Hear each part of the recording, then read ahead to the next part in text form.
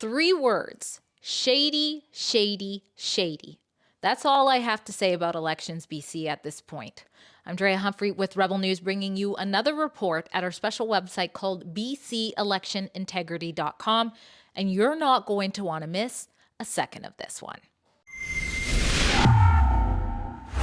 When it comes to a tight race, British Columbia's provincial election that took place last year takes the cake.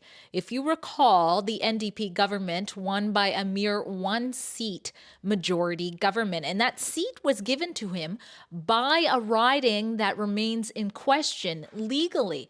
That is the Surrey-Guildford riding, and originally the Conservative Party of BC candidate, Hanveer Randhawa, had won on election night. Here he is celebrating it.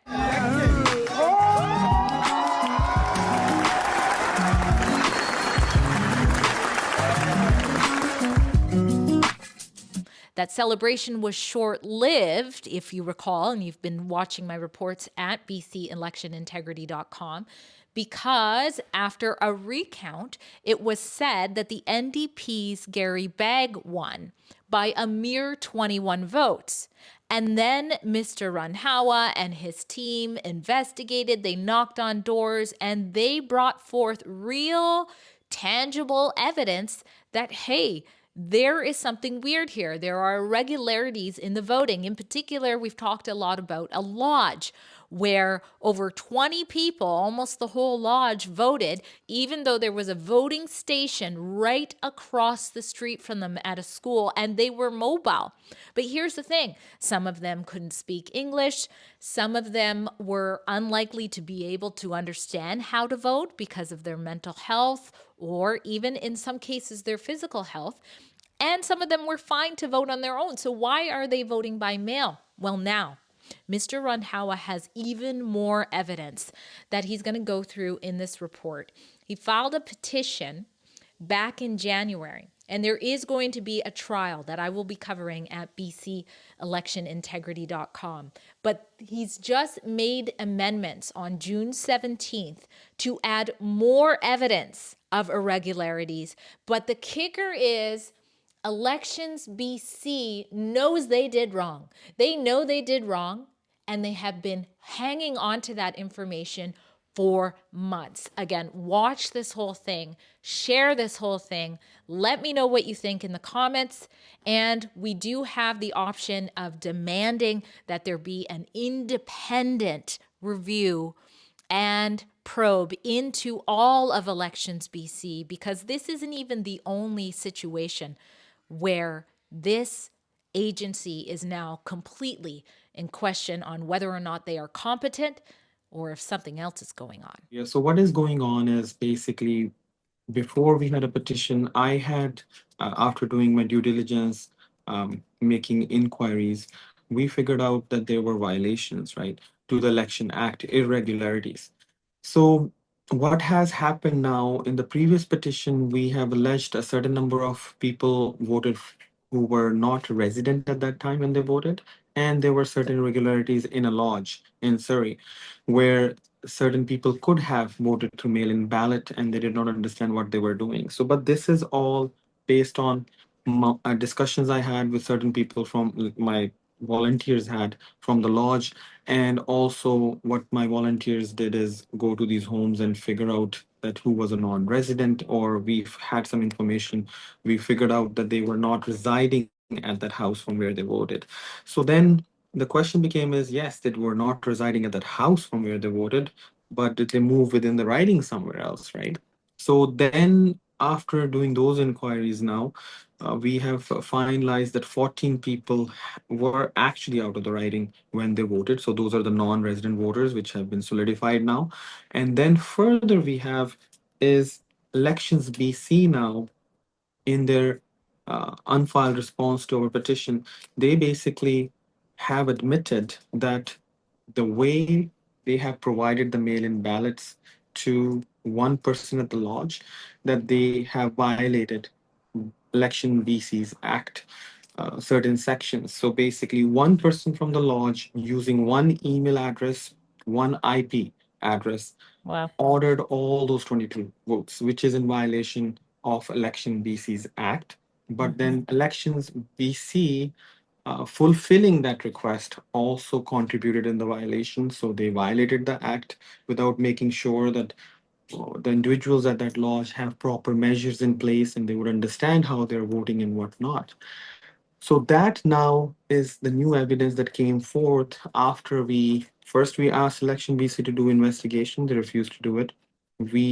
I asked for information about the voters in the starting, which they provided me with 19,000 just IDs, voter IDs, no names, and no information whatsoever about their violation of the act with these 22 million ballots. But then I did my due diligence, but this information also came to me 10 to 12 days after requesting it within the 30 days period. So 18 days left to do anything on this with no understanding, even the breakdown. I specifically asked Election BC that, listen, could you give me a breakdown as to what ID numbers voted by mail-in ballot and Mhm. which ones did not? And they just refused. I want to So talk, I just want to make sure everybody's following here, and then we're going to talk a little bit more about how much of a roadblock all of that has been for you in your case moving forward before trial. So to recap, you won, then there was a recount, and they said that you lost by 21 votes. Originally, we were told there was over 20 of these clients or patients, whatever you want to call them, at this lodge who voted. Now you're saying with new evidence, you have the proof that they all voted through one person and one sort of email address, which is against the rules. And you're also saying you're able to confirm that at least, I think you said 14 people have voted within your riding that shouldn't have. So that's well over the 21 votes that you lost by, correct? yes, it's 22. Yes. 22. Sorry about that. Because I know it was Mhm. 21, then 22, or 22, then 21, something Yes. like that. Oh, try to keep track here. No Okay, so problem. now you say that you have Elections BC admitting that they've made some sort of violation here.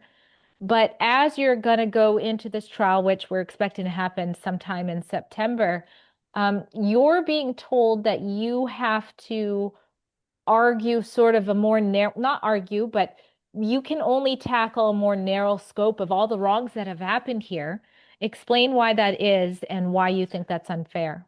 No, definitely. So, Dria, the violations which happened in requesting the mail-in ballots to executing the mail-in ballots, because when the person at the lodge executed the mail-in ballots for or helped these individuals execute the mail-in ballots, there's a certification envelope that is the main, the outside cover envelope. It has a box on there, and in bold it says, if you have assisted someone in voting, the person who has assisted must write their name in a box. It's a very clear box. It's like blatantly right in your face.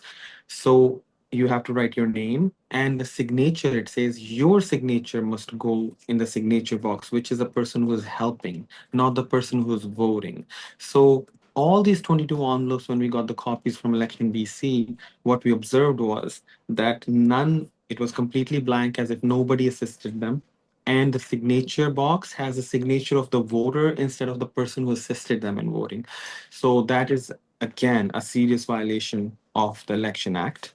And lastly, when these mail-in ballots were returned to Elections BC, under sections of the Election Act, has to be satisfied that these ballots were received back from the individual who you have provided. The voter actually provided these ballots over there too.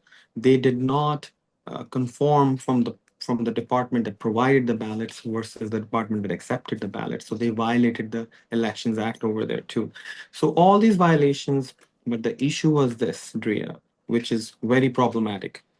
When they knew a candidate is trying to seek information to bring an application within 30 days to have the election invalidated, they do not provide this information. They withhold this information.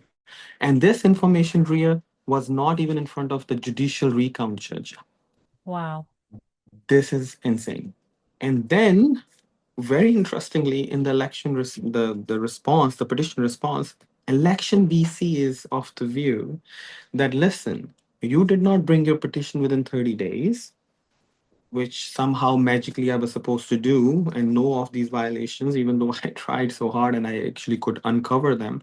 But you did not bring them in 30 days. So basically, the outcome is that you now have to not only show irregularities, because if it was within 30 days I showed these irregularities, I'm over the threshold of 22, that is it, there would be a by-election. I don't have to do anything else. But now, because you're over the 30 days limit, sir, now you have to not only show irregularities, which you already shown, now you have to show that there is more to it, that these people voted under influence or duress or um, intimidation under the act. So now you understand what they have done. They have effectively made a very simple task into a much more cumbersome Hmm. task by themselves not giving me the information, by delaying me from Hmm. bringing my case on time.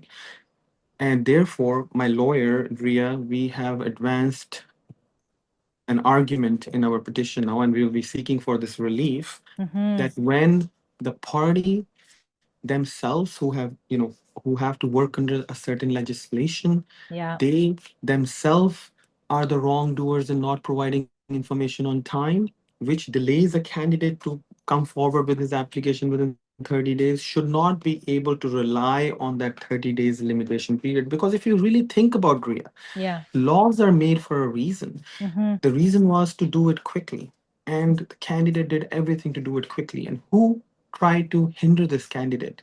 Election BC, by not giving the information which should be, which Wow. must be in their knowledge. Now, if their employees knew, for example, then they know. Hmm. At the end of the day, they are using this glitch or this little technicality to try to make this so cumbersome, and now we will have to bring in 22 of those older individuals to the court to depose evidence regardless of any outcome, Ria.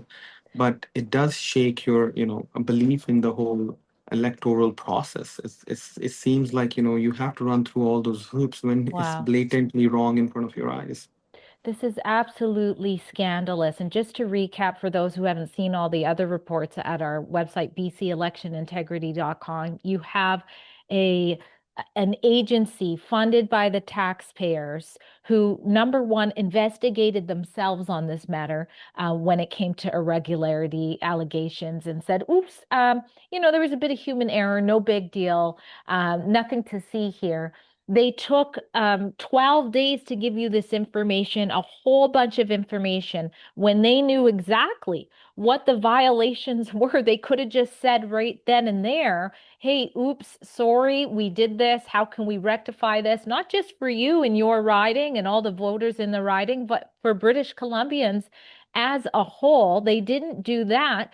And then, if I recall correctly, they even paused sort of something. They paused their own investigation and said, we don't want to move forward in this investigation Yes. until you have gone through the courts with this whole maze of information they gave you and found an outcome there. Absolutely scandalous, and how concerning for British Columbians. Where is David Eby on this issue as Mr. Bagg, Gary Bagg, sits in that seat so comfortably? No, absolutely. It's disheartening, Dria, because at the end of the day, a candidate comes through an election. It's not an easy process. You go through 8 or 9 months of Yeah. really hard work, and you try to do a good job, and people like you, they support you, and then at the end of the day, these errors can cause someone an election, and then the organization, as you just rightfully stated, which is funded by the taxpayers' dollars, is is not forthcoming with this information and causes all this delay. It's almost, if you can imagine, it's almost 7 8 months since the elections, Wow. and then we had to go through all this with their zero initiative to try to rectify their own mistake or state, we made a mistake, like we should sit down and figure this out. Rather, their hope is now only that, yeah, okay, fine, this guy found the irregularities against all odds, but how can we make him lose under the 90 days requirements now? Hmm. this is this Well, is sad. Yeah. I am so sorry you're going through this. Thank you so much for keeping the people's eyes on this issue. We'll help continue to do that. I will cover the hearing in September to make sure that none of this is swept under the rug. Thank you, Mr. Rundhala. Thank you, Priya. Thank you so much. At Rebel News, we don't back down from bringing you the other side of the story. And of course, that includes allegations of election fraud. If you appreciate my reports on this issue in British Columbia, please consider going to our website called bcelectionintegrity.com and donating what you can.